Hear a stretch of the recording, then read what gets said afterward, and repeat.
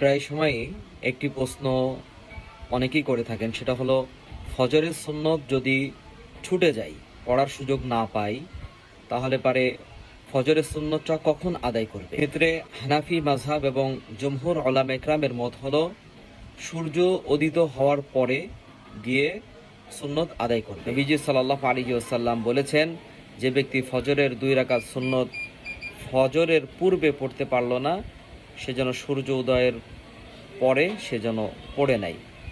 তিরমিজি শরীফের 423 নম্বর হাদিস। আবু হুরায়রা রাদিয়াল্লাহু তাআলা থেকে বর্ণিত, একবার রাসূলুল্লাহ সাল্লাল্লাহু আলাইহি ওয়াসাল্লাম ফজরের সুন্নত ওনার ছুটে যায়।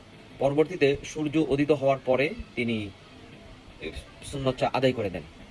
এই জন্য সুন্নত আদায়ের, ফজরের সুন্নত ছুটে গেলে সুন্নত আদায়ের সুন্নত তরিকা হলো সূর্য উদিত হওয়ার পরে আদায় করে নেওয়া, পড়ে নেওয়া।